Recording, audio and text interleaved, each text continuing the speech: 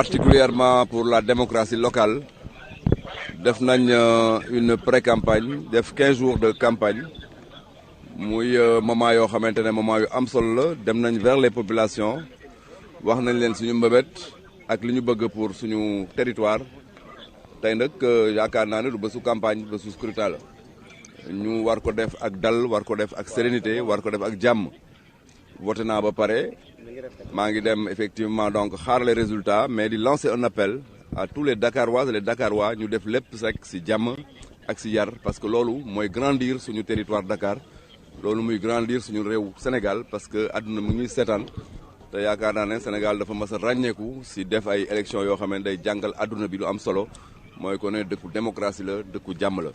maa ngi remercier Dakarois yëpp ak Dakaroises yëpp ne leen vraiment kontaan naa ci seen taxawaay kontaan naa ni ñu ma accueillir ci koñ yi ci kër yi tey nag wax dëgg yàlla na ñëpp génn voter parce que au-delà du fait que dafa war a nekk ci jàmm ak dal mais aussi le taux de participation dana am solo lool parce que loolu rek day wane ne effectivement population Dakar ñu ngi en phase avec ñi xamante ne ñoom ñoo bëgg effectivement seen i voix pour diriger territoire bi nekk Dakar muy la ville capitale. muy élection bu njëkk. Dans quel état d'esprit abordez-vous ce scrutin, monsieur le ministre? waaw maa ngi koy aborder j'aborde le scrutin de ce jour dans un état d'esprit de sérénité. Nous avons fait 2 semaines de campagne précédées par une pré-campagne et ça s'est fait effectivement avec beaucoup de rigueur, beaucoup de méthodologie, beaucoup d'engagement. Aujourd'hui, nous ne sommes plus dans cette phase de campagne électorale. C'est le jour du scrutin qu'il faut aborder avec beaucoup de calme, beaucoup de sérénité, mais surtout dans un environnement et un état d'esprit de paix. Parce que notre pays, le Sénégal, est un pays connu pour donc sa culture démocratique et sa culture de paix. Moi-même, en tout cas, je lance un appel à tous les Dakarois et toutes les Dakaroises de leur demander d'aller voter dans la paix, dans la sérénité. Et Inch'Allah, ce soir, le meilleur, je vais dire, le choix des Dakarois va s'exprimer. Et le lendemain, nous irons au travail tranquillement. Et ce sera effectivement la victoire de la démocratie au Sénégal et à Dakar.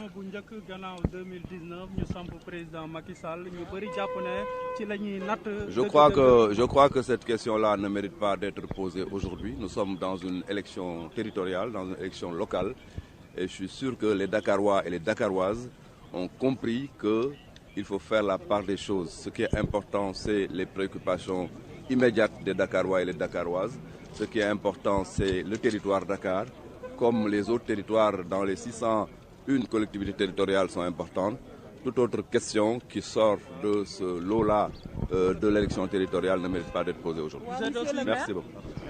Monsieur le maire, daal ñu nemmeeku rek ne gis nañu ay jafe-jafe lu si mel ni wàllum retard bëri na ci centre yu bëri waaye fii tamit nemmeeku nañ fi maanaam personnel électoral matériel yëpp yemoon na waaye ñu waroon siège gis nañu ñu bëri dañu retard électeurs yi rang taxaw di xaar loolu noonu. waaw loolu bon maa ngi koy dégg parce que léegi nii bu ma ubbee sama rajo maa ngi dégg effectivement que problème yu mel noonu am na si yenn localités yi.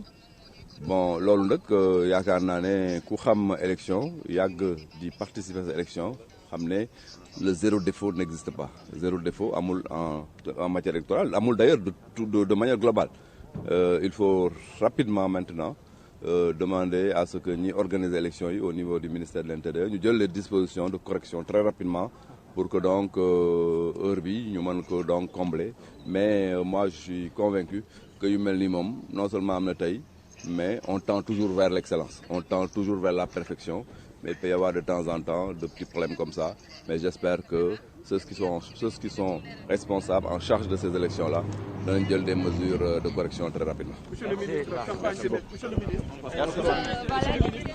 D'accord.